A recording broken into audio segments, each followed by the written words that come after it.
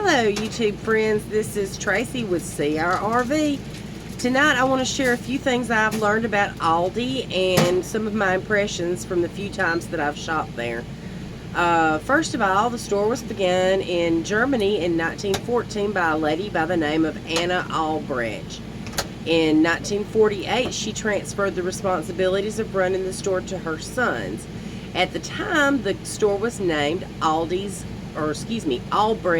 Discount.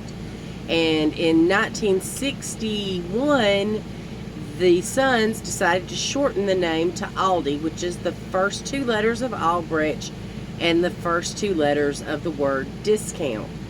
They opened their first United States store in Iowa, and sometime in 1962, they split the stores into equal parts between the two brothers and became Aldi North and Aldi South. If you can believe everything that you read on the internet, the dispute and what resulted in the split was a dispute over whether or not to sell cigarettes. Aldi North now operates the store's Trader Joe's. They acquired that in 1979, and Aldi South operates the Aldi brand name stores in the United States. Let's talk a little bit about the store itself. I told my friend Heather, don't go in there expecting to see Trader Joe's or Publix or some nice grocery store with shelves stocked and fronted and well lit and beautiful merchandise. That is not what Aldi's is. That would be like walking into the Dollar Tree and expecting Macy's department store. It's going to end in disappointment. When you go into Aldi's, the first thing you need to be thinking about is little tiny warehouse store where everything is stacked on pallets and sold out of the boxes that it was shipped in. There are no shelves, there's nothing to front, and it's just quick, easy, cheap store. And that's part of where their low prices come from. Before you ever walk into the store, you need to bring your own bags from home. Whether you bring your reusable shopping bags, your Walmart bags, your Dollar General bags, whatever it is that you need, make sure you take those with you. They do sell bags at the store. I've heard that they sell plastic bags for 10 cents a piece and paper bags for 6 cents each. But at the Aldi's that I shop at, I have not seen bags of any kind offered there. Make sure you bring a quarter with you. That is to get a cart, shopping cart. And not 2 quarters and a nickel. It's got to be what we call a case quarter. And you will insert that into a little locking mechanism on the cart, and it allows you to unlock the cart. And then when you put the cart back and you lock it back into the cart corral, then you can get your quarter back.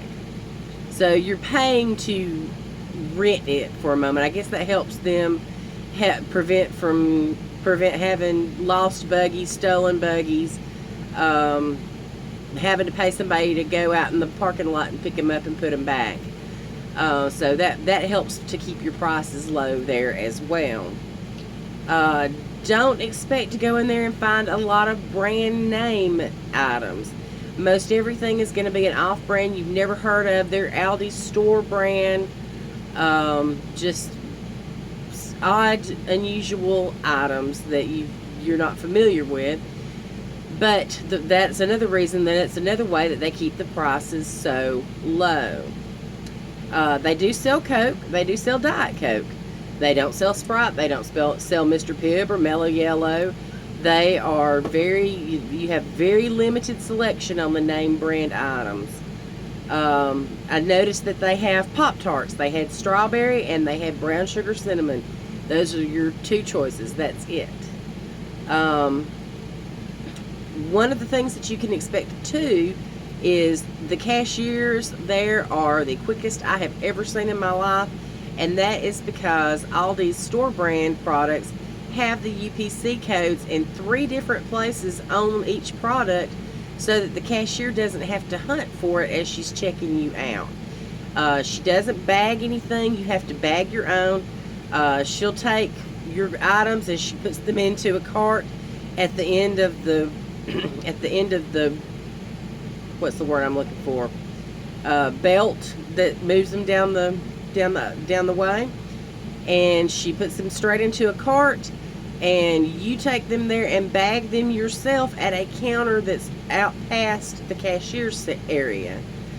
And also don't go in there with a handful of coupons and expecting to use them, because number one, they don't sell a lot of the products that would have coupons offered on them, and number two, that's another way that they keep their prices lower, is by not having to pay anybody to process those coupons and get their money back from the manufacturers. Finally, at the moment, there are about 1,500 stores throughout the United States. They're in 32 states at this time. By 2018, they're expecting to have about 2,000 stores. Most of their stores are currently located in the eastern United States, but they will be opening some in Southern California and in some new states where they don't currently have stores. So if you don't have an Aldi near you now, chances are you will in the future. So that is my information on Aldi. I hope you've enjoyed it, and we'll see you next time on CRRV.